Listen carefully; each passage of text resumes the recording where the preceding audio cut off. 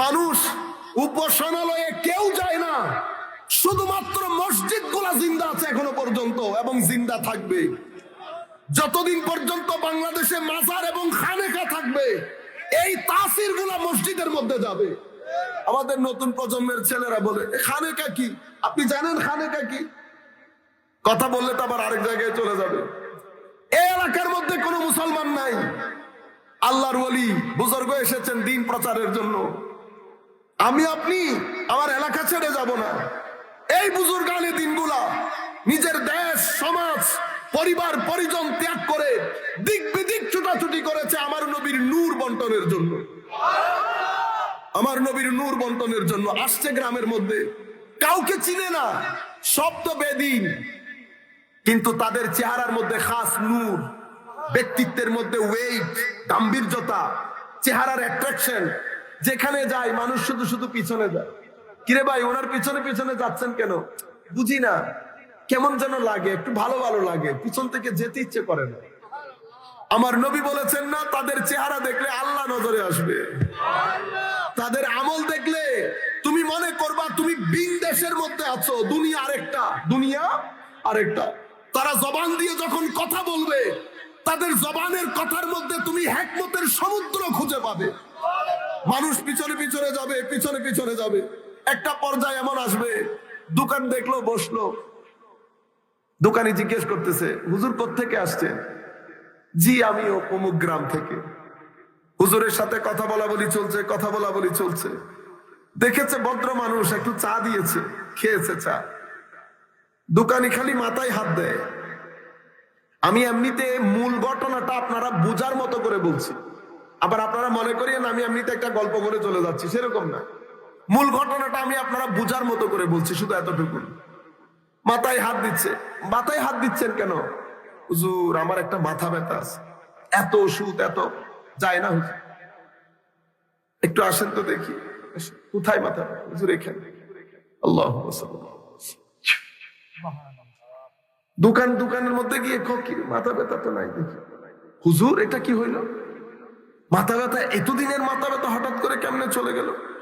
হুজুর আপনি বসেন, ঘরে আমার ছেলে একটা অসুস্থ, ওইটারে নিয়ে আসে। ওইটার কি? ওইটার হাত চলে না। দৌড় দেয় ছেলেকে নিয়ে আসে। হুজুর একটু কিছু করেন। আল্লাহুম্মা সাল্লি আলা সাইয়্যিদিনা। এক পরিবারের মাধ্যমে এই মানুষ তার হুজুরকে যেতে দেয় না।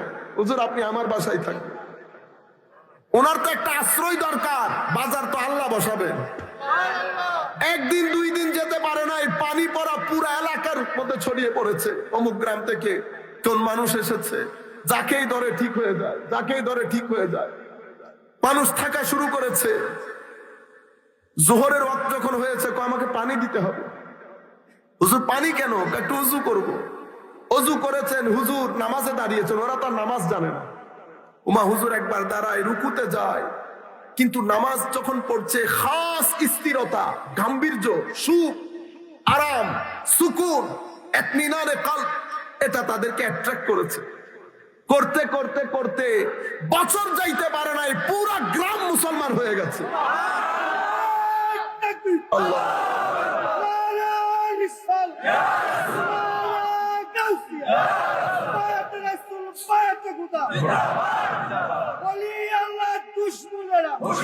সম্মানিত উপস্থিতি, ঘটনা যখন ঘটেছে মানুষ জমে যাচ্ছে। তো জমে যাওয়ার পর উনি বললেন, দেখেন আপনার ঘর তো ছোট, বাইরে থেকে মানুষ আসে, তোমরা একটা কাজ করো, আমাকে ওখানে একটা ঘর করে দাও।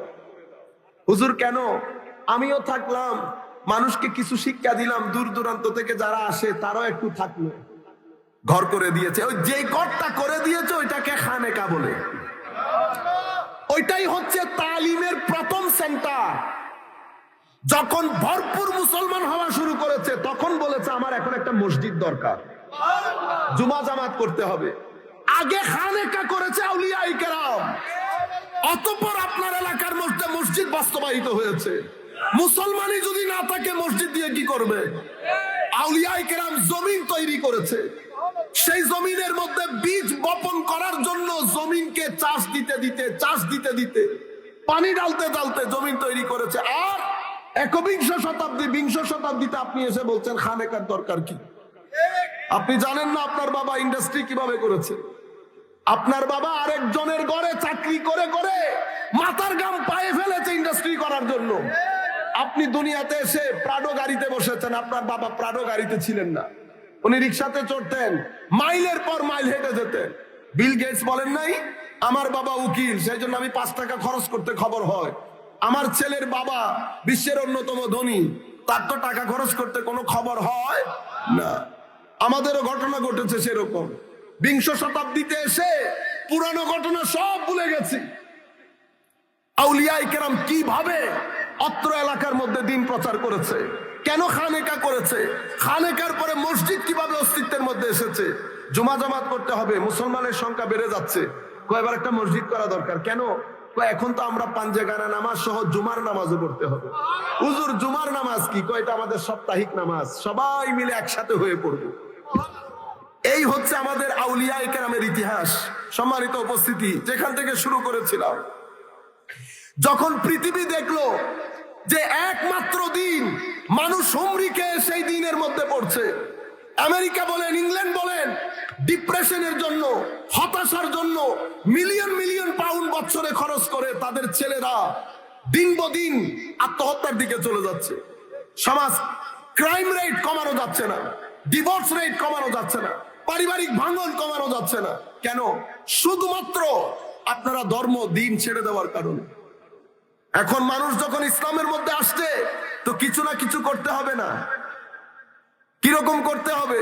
তো বাইরে থেকে আক্রমণ করা যাবে না, আক্রমণ ভিতর থেকে করতে হবে। আমার নবীর জমানা থেকে আজকের দিন পর্যন্ত মুসলমানদের উপর আক্রমণ দুই মুখী। কয়মুখী? একটাকে আমরা বলি খারেজি, আরেকটাকে বলে দাখিলি। একটা ভিতর থেকে আরেকটা বাইরে থেকে, একটা ইন্টেরিয়র একটা এক্সটেরিয়র, একটা ইনার সাইড একটা আউটার সাইড, একটা ইন্টারনাল একটা এক্সটার্নাল। একটা ভিতর থেকে কারা করে? মুনাফিকরা। ম্যান অফ ডাবল ফেসেস, তাদের চেহারা দুইটা। সূরা তাওবার মধ্যে আপনি পাবেন এই মুনাফিকরা আমার নবী যখন জিহাদে ছিল মসজিদ প্রতিষ্ঠা করেছে। জিহাদে যায় নাই, বিভিন্ন টাল বাহানা দেখিয়ে জিহাদে যায় নাই। আমার নবী যখন ফেরত এসেছে, নবী যখন জিহাদের ময়দানে সবাই মিলে মিটিং টিটিং করে নিয়েছে, কি করা যায় মুসলমানদের অগ্রযাত্রা রোধ করার জন্য। আবারও মুসলমানদের অগ্রযাত্রা রোধ করার জন্য কি করা যায়? মুসলমানদের ঐক্যে ফাটল সৃষ্টি করার জন্য কি করা যায়? একটা মসজিদ প্রতিষ্ঠা করি। কেন? মন্দির প্রতিষ্ঠা করলে তো হবে না, গির্জা মাধ্যমে তো আর বিরোধিতা করা যাবে না। মুসলমানরা তো এখন প্রতিষ্ঠিত, যা করব ভিতর থেকে করতে হবে। মসজিদ প্রতিষ্ঠা করি, মসজিদ দিয়ে কাজ চালাবো, কেউ সন্দেহ করবে না। করছে মসজিদ প্রতিষ্ঠা। আমার আল্লাহ আমার নবীকে জানিয়ে দিয়েছেন, হাবিব والذين اتخذوا مسجدا ضرارا وكفرا وتفريقا بين المؤمنين وارصادا لمن حارب الله ورسوله সূরা তাওবার আয়াত। হাবিব, এরা একটা মসজিদ বানিয়েছে, এটা দেরার, এটা ক্ষতির জন্য বানিয়েছে, আপনাদেরকে ধোঁকা দেওয়ার জন্য, মুসলমানদের সামগ্রিকভাবে লস করানোর জন্য এরা এই মসজিদ বানিয়েছে। উদ্দেশ্য কি? কুফরির উপর, তাফরিকা বাইনাল মুমিনিন, মানে মুসলমানদের বৃহত্তর ঐক্যে ফাটল সৃষ্টি করার জন্য। শব্দগুলা খেয়াল করেন, মুসলমানদের বৃহত্তর ঐক্যে ফাটল সৃষ্টি করার জন্য। ওয়া ইরসাদাল লিমান হারাবাল্লাহ ওয়া রাসূলা, যারা আল্লাহ এবং রাসূলের বিরুদ্ধে কাজ করছে তাদেরকে শেল্টার দেওয়ার জন্য। এই উদ্দেশ্যে তারা মসজিদটা প্রতিষ্ঠা করে। সেই যুগ থেকে এই যুগ পর্যন্ত আমাদেরকে সবচেয়ে বেশি ক্ষতি সাধন করেছে আমাদের ভিতরের লোক। এরাই কখনো আমার নবীর শানে বিয়াদবির বাজার গরম করে। এটাও আমাদের কালচারের মধ্যে। হে মুহাম্মদ সাল্লাল্লাহু আলাইহি ওয়াসাল্লাম, আপনি বন্টন যে করেছেন এটা সুন্দর হয় নাই, এটা কোনো কাফের মুশরিক বলে নাই, আমাদের মধ্য থেকে একজন বলেছে। আমার নবী কি বলেছে জানেন? বলে কি? বলে কি? তুমি কার সাথে কথা বলছো তুমি বুঝতে পারছো? লাউলাম আদিল মাইয়াদিল, আমার বন্টন প্রক্রিয়া সুন্দর না হলে তো কার বন্টন প্রক্রিয়া সুন্দর হবে? তুমি বুঝছো? ইয়াতিনি খবরুস সামা সাবাহান ওয়া মাসাআন, জিবরিল ওহী নিয়ে আমার ঘরের দরজায় সকাল বিকাল দাঁড়িয়ে থাকে, তুমি আমাকে বলছো আমার বন্টন প্রক্রিয়া সুন্দর না। এ ব্যক্তি উঠে চলে যায়। আমার নবী তার দিকে দেখে বলে, এর উদর থেকে কিছু মানুষ আসবে, তারা আসতে থাকবে, তাদের শেষ প্রজন্ম দাজ্জালের সাথে গিয়ে মিশে আমার উম্মতের বিরুদ্ধে কাজ করবে। তাদের নামাজ, রোজা, তিলাওয়াতে কোরআন তোমাদের চেয়ে অনেক বেশি হবে, কিন্তু না তারা ধর্মের ভিতরে থাকবে, না ধর্ম তাদের ভিতরে থাকবে।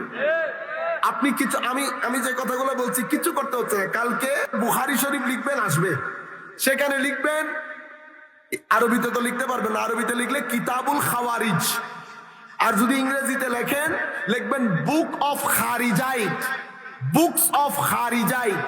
এটা লিখলে হাদিসগুলো ধারাবাহিক ভাবে চলে আসবে। আমরা ইমাম বুখারীর দরবারে লাখ স্যালুট করি, হুজুর আপনি উম্মতের উপর কত বড় ihsan করেছেন। এই হাদিসগুলো যদি কিতাবের মধ্যে আপনি ইনক্লুড না করতেন, আজকে আমরা বড় দুঃখায় পড়ে যেতাম। সেই জায়গার মধ্যে আমার নবী স্পষ্ট ভাষায় বলছে, কি বলছে? যে তারা না দ্বীনের ভিতরে থাকবে, না দ্বীন তাদের ভিতরে থাকবে। এই মানুষগুলোর মাধ্যমে তো ভিতর থেকে আমার নবীর শানে বেয়াদবি, এরপরে আমার নবী দুনিয়া থেকে যেতে পারে নাই, এই খারেজিরা আলে বাইত রাসূলের শানে বেয়াদবি করে হযরত আলী রাদিয়াল্লাহু তাআলা আনহুকে কাফের ফতোয়া দিয়েছে।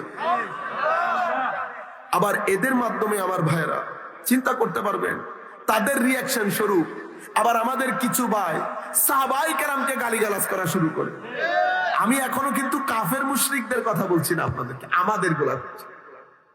কেউ আলে বাইতকে গালি দেয়, কেউ সাহাবায়ে কেরামকে গালি দেয়, আবার আমাদের মধ্যে কেউ আউলিয়ায়ে কেরামের পিছনে লেগে আছে।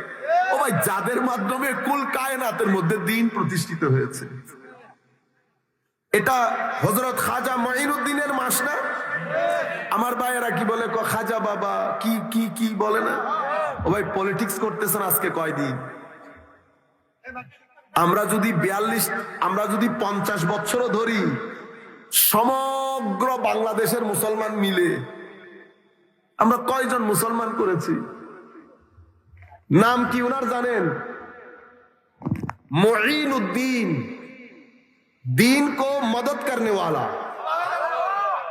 उनार पूर्वे एसेছে মুহিউদ্দিন, যেটাকে আমরা গৌসুল আজম বলি। তো মুহিউদ্দিন এসে ধর্মকে জিন্দা করেছে, মুঈনুদ্দিন এসে ধর্মের গোড়ায় পানি ঢেলেছে। কারণ মুহিউদ্দিন মানে জিন্দা করনে वाला, মুঈনুদ্দিন মানে মদদ করনে वाला। তো একজন জিন্দা করেছে, আরেকজন গাছের নিচে পানি দিচ্ছে। সেই সময়ের মধ্যে আমার নবীর উম্মতের আরেকজন দাঁড়িয়েছে, তার নাম হচ্ছে শিহাবউদ্দিন সোহরাওয়ার্দী।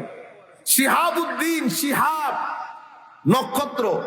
উনি এসে কি করেছেন? উনি লাইট টাইট লাগিয়ে আমার নবীর উম্মতের বাজারকে আলোকিত করে দিয়েছে। শিহাবউদ্দিন যাইতে পারে নাই, বাহাউদ্দিন দাঁড়িয়ে গেছে নকশেবন্দ। বাহাউদ্দিন নকশেবন্দ দাঁড়িয়ে গেছে। বাহাউদ্দিন এসে তো পুরো দিন বানিয়ে দিয়েছে রাতকে। মুহিউদ্দিন, মুঈনুদ্দিন, শিহাবউদ্দিন, বাহাউদ্দিন। সম্মানিত উপস্থিতি, এই আন্দাজে আউলিয়ায়ে কেরাম দ্বীনের খেদমত করেছে, আর আমার ভাইয়েরা রাত দিন আউলিয়ায়ে কেরামের পিছনে লেগে আছে। এরপরে দেখেন, যেই যেই জিনিসগুলোর মাধ্যমে উম্মতে মুসলিমের মধ্যে গত 1300 বছরে ঐক্য প্রতিষ্ঠিত হয়েছে, জানেন সেগুলা কি?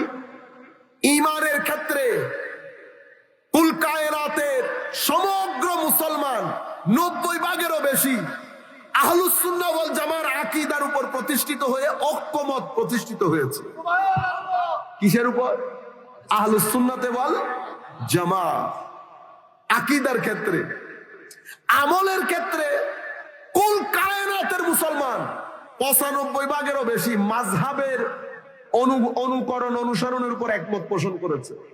আজকে না তো আমার ভাই, 1200, 1300, 1400 বছরে উম্মতের ঐক্যমত্য 4 মাযহাবের উপর, শিয়া মাযহাবটা বাদ দিয়ে। এরপরে তৃতীয় যেটার উপর ঐক্য প্রতিষ্ঠিত হয়েছে সেটা হচ্ছে উম্মতে মুসলিমা 95 ভাগ উম্মত যেই কোনো একজন আল্লাহর ওলির নিসবতের ধারক এবং বাহক ছিলেন, আছেন। আপনারা বুঝতে পেরেছেন? এখন যদি আপনি আমাকে সংক্ষিপ্ত ভাবে বলতে দেন আহলে সুন্নাত ওয়াল জামাতকে কিভাবে চিনবো, ভেরি সিম্পল। আহলে সুন্নাত ওয়াল জামাত পৃথিবীর যেই প্রান্তে যাবেন যান, তালাল বদরু আলাইনা এই নাচ শুনে যার ভিতর কেঁপে উঠবে, যার চেহারার মধ্যে হাসি দেখবেন, চেহারার মধ্যে একটা মস্তি দেখবেন। সুন্নি কেন? আহলে সুন্নাত ওয়াল জামাতের বৈশিষ্ট্য হচ্ছে এরা আমার নবীর ইশক মুহাব্বতের ধারক বাহক। আউলিয়ায়ে কেরাম প্রথমে আলে বাইতে রাসূলের মুহাব্বতের ধারক বাহক, এরা সাহাবায়ে কেরাম এবং আউলিয়ায়ে কেরাম। কয় মুহাব্বত বলেছি? ইশকে রাসূল, হুব্বে আলে বাইত, সাহাবায়ে কেরাম, আউলিয়ায়ে কেরাম। এই জিনিসগুলোর উপর তারা ফানা। এটা আহলে বাইত, এটা আহলে সুন্নাত ওয়াল জামাত চিনার উপায়। দ্বিতীয়, আহলে সুন্নাত ওয়াল জামাত পৃথিবীর যেই প্রান্তে যাবেন যান, আহলে সুন্নাত ওয়াল জামাত কোনো না কোনো মাযহাবের অনুসরণ করে। তৃতীয়, পৃথিবীর যেই প্রান্তে যাবেন যান, আহলে সুন্নাত ওয়াল জামাত কখনো উগ্রপন্থীর সাথে জড়িত ছিল না, নাই, থাকবেও না। আপনারা বুঝতে পেরেছেন? এটা উম্মতের গত 1400 বছরের ধারাবাহিকতা। হঠাৎ করে উম্মতের মধ্যে একটা আন্দোলন শুরু হয়েছে। কখন? যখন উম্মতে মুসলিমা লাঠি হারিয়ে ফেলে। লাঠি হারিয়ে ফেলে। লাঠি কতদিন ছিল মুসলিমের হাতে? 1200 বছর। আজকে আমি কলেজ বিশ্ববিদ্যালয়ের ছাত্রদেরকে বলছি, আপনারা আমেরিকা, ইংল্যান্ড, ইউরোপ পুরো বিশ্বে নেতৃত্ব দিচ্ছে, কোনো সন্দেহ নাই। বর্তমান সভ্যতার তারা নেতৃত্বের মধ্যে কোনো সন্দেহ নাই। কিন্তু আপনি তাদেরকে তুলে ধরতে গিয়ে আমাদের 1200 বছরকে যখন বৃদ্ধাঙ্গুলি প্রদর্শন করেন, তখন আমাদের বড় হাসি পায়। কি পায়? হাসি পায়।